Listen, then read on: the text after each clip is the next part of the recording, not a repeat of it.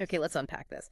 Galaxies, these huge islands of stars, they spin incredibly fast. Yeah, really fast. So fast that, well, everything we know says they should just fly apart. And Hmm. then you've got the universe itself expanding faster and faster. And the standard explanation involves stuff we've never actually seen.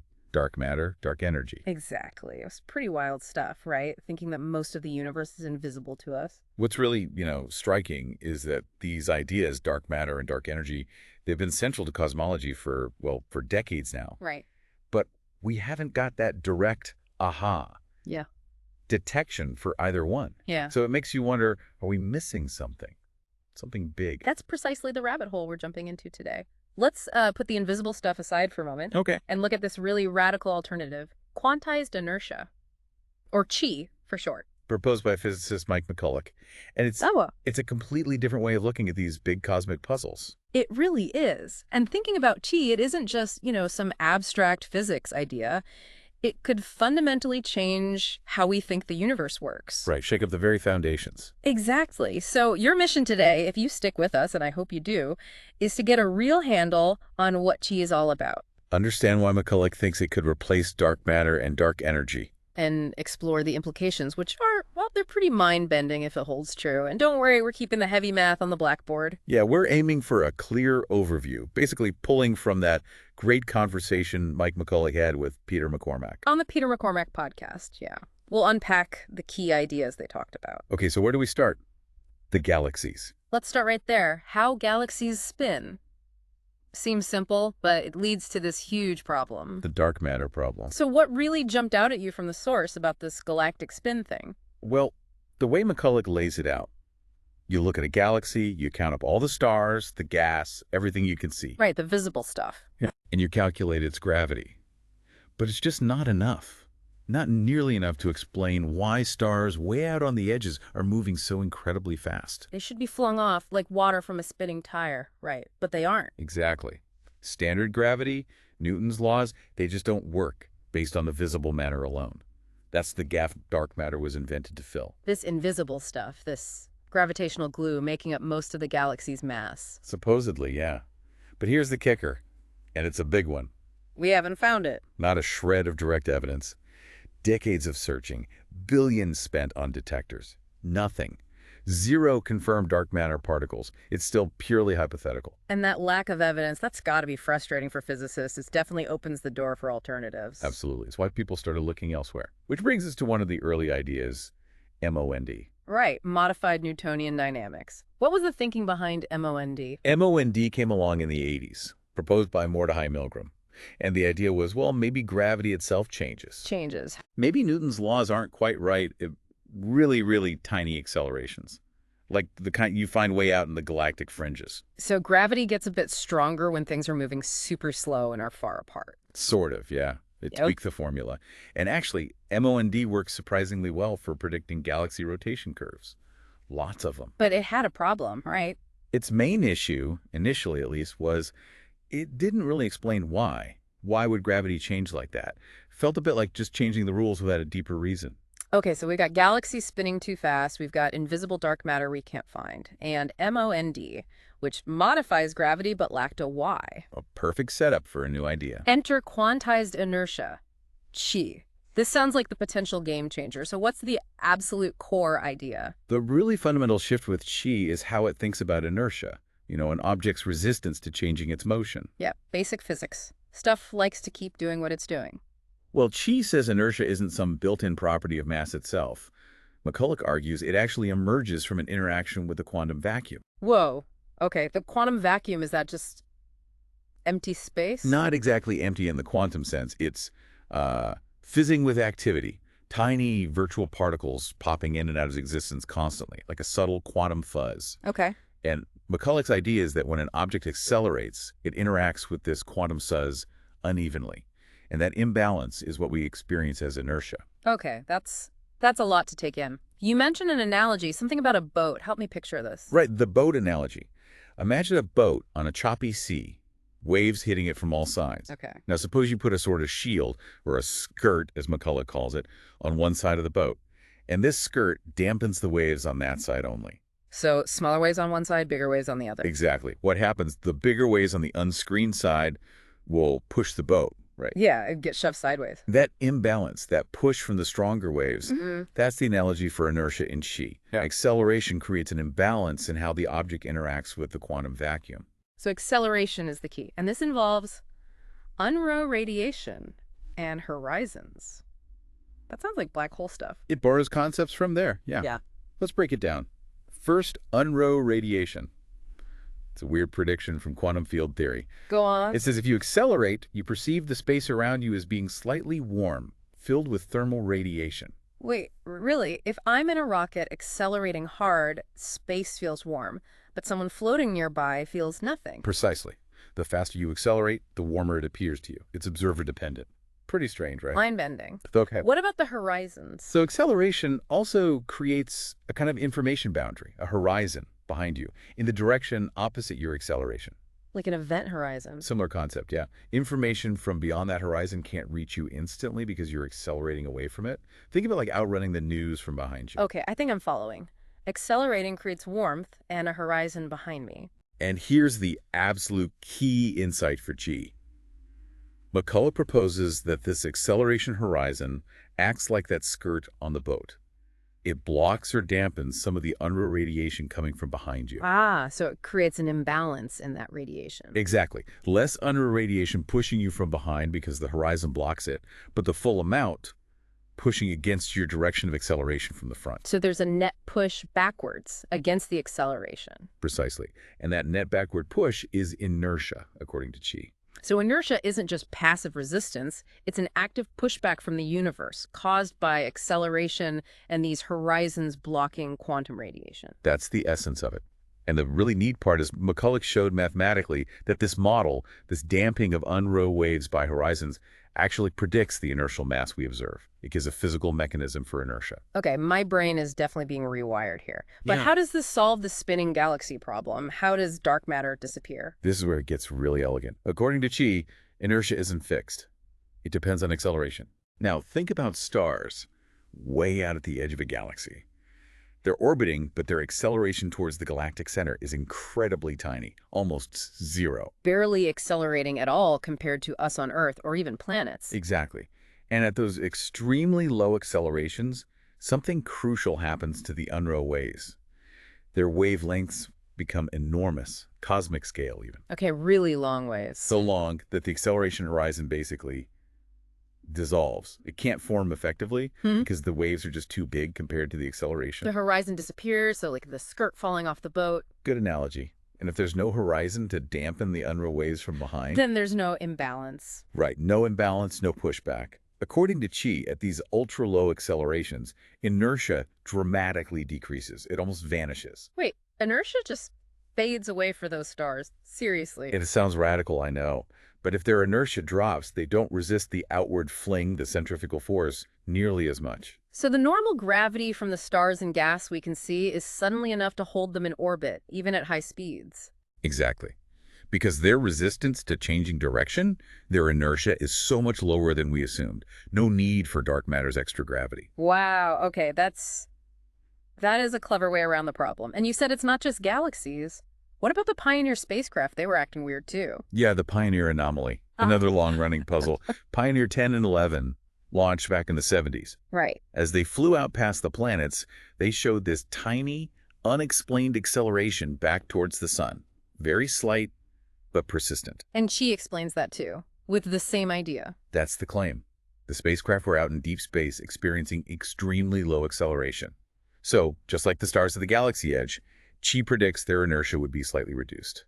Leading to a tiny extra nudge towards the sun. Effectively, yes. Or rather, less resistance to the sun's gravity. And what's really compelling, McCulloch points out, is that the value of this anomalous acceleration is incredibly close to that minimum acceleration threshold seen in galaxies. The same number popping up in completely different situations. That does sound significant. It's presented as a key piece of evidence, suggesting a common underlying mechanism. And it doesn't stop there. Globular clusters, binary stars, even Proxima Centauri got a mention. Correct. Similar anomalies pop up. Globular clusters, dense balls of stars orbiting galaxies. and also wide binary stars, pairs orbiting each other very slowly and far apart. They also show stars moving faster than expected at the edges. Yes, in those low acceleration outer regions. Key offers the same explanation. Reduced inertia allows for higher speeds with a visible mass's gravity. Even Proxima Centauri's orbit around Alpha Centauri A and B seems faster than expected, which McCulloch argues fits the Key predictions. Okay, so Key might let us ditch dark matter. What about the other big mystery, dark energy, the universe expanding faster and faster? Amazingly, Key tackles that too. It proposes we might not need dark energy either. How? Dark energy is supposed to be this repulsive force pushing everything apart. Right, but Chi predicts there should be a fundamental minimum possible acceleration in the universe. A minimum acceleration, why? Because the observable universe isn't infinite. There's a cosmic horizon, a limit to how far we can see. This finite size sets a limit on the longest possible wavelength for unreal waves. Okay, longest possible wave. And this longest possible wave, interacting with the cosmic horizon, according to Chi, results in a tiny, irreducible minimum acceleration for everything. It's built into the fabric of spacetime by its very size. A minimum acceleration baked into the universe. That's the idea. And here's the punchline.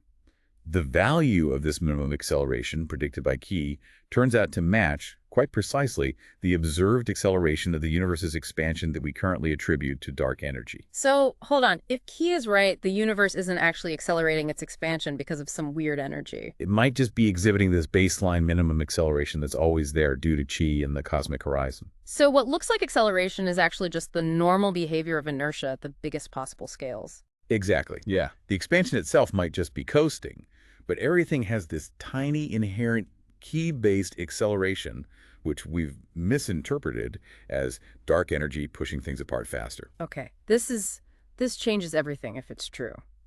But it must clash pretty hard with established physics, right?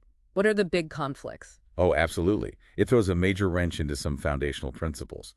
The biggest one is probably the equivalence principle. Einstein's idea that gravity and inertia are basically two sides of the same coin. Gravitational mass equals inertial mass. Exactly. A cornerstone of general relativity. Key inherently suggests inertial mass arises from unruh radiation and horizons, while gravitational mass still comes from space-time curvature, potentially breaking that equivalence. So it messes with Einstein's theory of gravity. That's bold. It is. McCulloch acknowledges this, but argues that his theory predicts both inertial and gravitational mass would change together under these low acceleration conditions. Ah, so they'd both decrease, say, but stay equal to each other. That's the argument. So standard tests, like dropping different masses, wouldn't necessarily spot the difference because they'd still fall at the same rate. It's a subtle distinction. Okay, maybe Galileo wouldn't have noticed. But what about general relativity itself? Does Key want to replace it? Not entirely replace, perhaps, but modify. It suggests GR might be incomplete, especially these very low accelerations.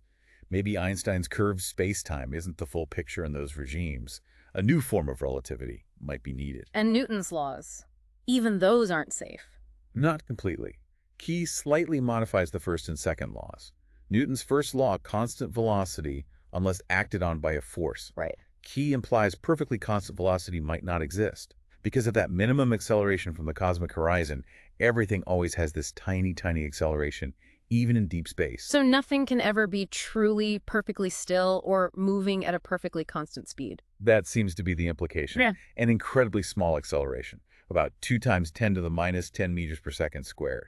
Which is, interestingly, that same number that keeps popping up for galaxies and Pioneer. Precisely. It seems to be a fundamental scale in the theory. This is all fascinating on the huge cosmic scale. But then the conversation shifted to something really unexpected and, frankly, controversial. The EM drive and capacitors. Yeah, it's quite a leap. But Chi potentially offers explanations for some really puzzling lab results that seem to defy standard physics. The EM drive is a classic example. A propellantless drive, the one that seems to produce thrust without shooting anything out. Exactly. It's been hugely controversial because, on the face of it, it violates Newton's third law. Action requires reaction. If nothing's ejected, where's the reaction? Sounds impossible. How could she possibly explain that? McCulloch connects it back to that unruh radiation and horizons idea. He suggests the tapered shape of the EM drive cavity matters. The cone shape. Yeah. He argues the shape causes an asymmetry in how unruh radiation is dampened inside the cavity. Maybe the narrow end dampens waves more effectively than the wide end? Creating an imbalance, like the boat skirt again? Sort of, yes. An internal imbalance in the quantum vacuum interaction, leading to a net force pushing the drive towards its narrow end, without expelling any propellant. So it's pushing against the quantum vacuum itself. Wow, didn't NASA test this? What did they find? NASA's EagleWorks lab did report measuring a tiny thrust, yeah, and others have too. But it's been really hard to replicate consistently, and many scientists are deeply skeptical. Why the skepticism? Well, besides breaking Newton's third law, there are worries about experimental errors. Maybe stray magnetic fields or thermal effects causing tiny expansions or air currents, even in a vacuum. Martin Tajmar's group, for instance, suggested magnetic interactions could explain some results. So the jury is very much still out on the EM drive. It's not accepted science. Not at all. It remains highly controversial precisely because there's no accepted standard physics explanation. Key offers a potential explanation, but it's tied to accepting key itself. Okay, that makes sense. And then the capacitors, just simple electronic components. How do they fit in? This is another strange one. Some experiments have shown that if you pulse electricity through certain types of capacitors, the capacitor itself seems to experience a tiny thrust. A thrust. Just from electricity flowing inside it. Again, sounds impossible. It does from a classical view. Yeah. Internal forces should cancel out. But Chi offers an explanation. Let me guess. Unruh radiation. You got it. As electrons accelerate between the capacitor plates, they generate Unruh radiation. Okay. The capacitor plates themselves act like horizons, damping these Unruh waves asymmetrically. Creating another imbalance. Yes. This time, it slightly reduces the inertial mass of the electrons moving in one direction. To conserve the system's overall momentum, the whole capacitor has to move slightly in the direction of the electron flow. And this isn't just theory. People have measured this thrust. Apparently so.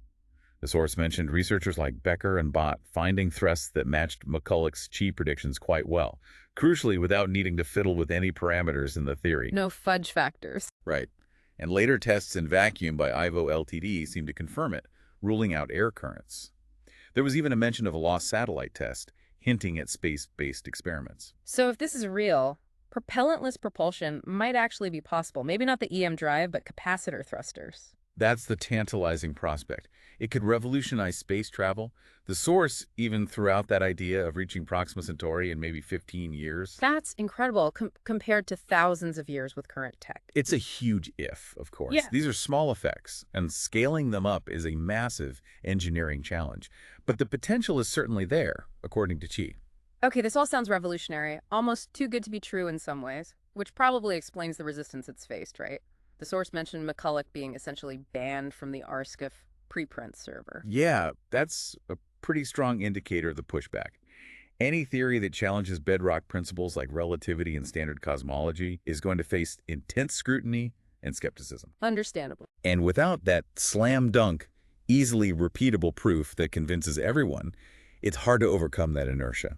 Pardon the pun. Huh, right. Plus, as you said, the association with things like the EM drive, which many see as fringe science, probably doesn't help its case in the mainstream.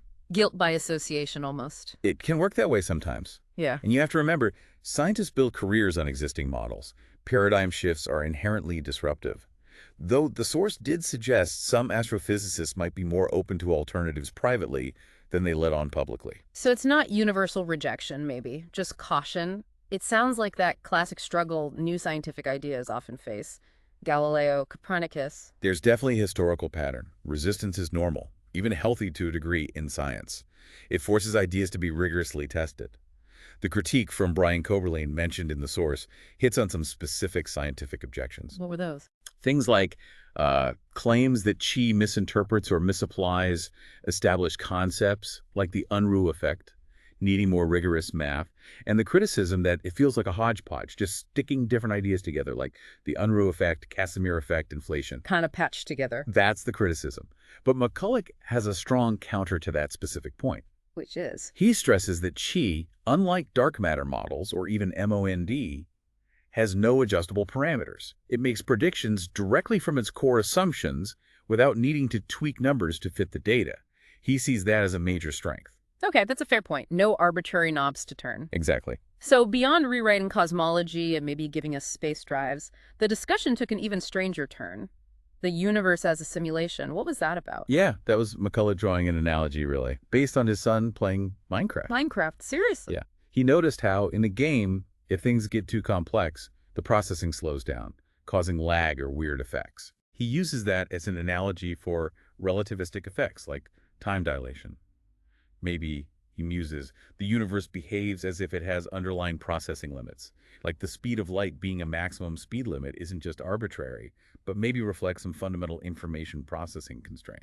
So he's not saying we're literally in the Matrix. No, he was very clear. It's an analogy for how the universe behaves, not a claim about what it is. It's a thought experiment about why physical laws are the way they are. And a different way to think about fundamental limits. That's interesting.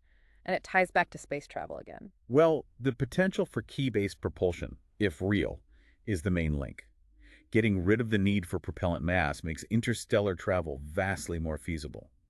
That 15-year trip to Proxima Centauri estimate really captures the imagination. It really does. And then there was that even wilder stuff. Quantum launch, floating buildings.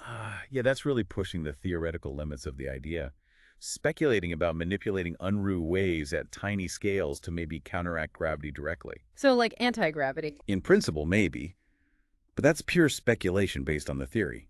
Way, way beyond anything remotely possible now. Fun to think about, though. Definitely sci-fi territory. Okay, well, we have covered a ton of ground here, some seriously mind-bending concepts. Let's try and wrap it up. What are the absolute key takeaways from this deep dive into quantized inertia? I'd say the core takeaway is that Chi presents a single, unified framework that claims to explain multiple major cosmic puzzles, galaxy rotation, cosmic acceleration, the pioneer anomaly, without needing dark matter or dark energy. Replacing two mysterious unknowns with one underlying principle related to inertia and the quantum vacuum. Exactly. And it also offers potential explanations for those controversial propulsion experiments, the EM drive and capacitors, maybe hinting at future tech. It's testable, it makes predictions, each challenges fundamental physics. And for you listening, hopefully you've now got a good sense of this cutting-edge alternative theory. It's challenging stuff, but understanding these debates is key to being, truly informed about where cosmology might be heading. It certainly leaves you thinking. Which leads us to our final provocative thought for you. What if the universe is stranger and more connected than we think? Could inertia, something we take so granted, really just be an echo of the quantum vacuum and the edge of the observable universe? And if that's possible, what other basic assumptions are we making in science that might be completely wrong, just waiting for a new perspective like Chi to come along? Really makes you wonder. If you want to dig deeper, definitely look up Mike McCulloch's work. You can find his papers online, even if not on ArcSouv. Check out the capacitor thrust experiments and just follow the ongoing debates about dark matter and dark energy. There's a lot out there. It's a fascinating field right now. Absolutely. Well, thanks for joining us on this pretty intense exploration of some challenging ideas. Until our next deep dive.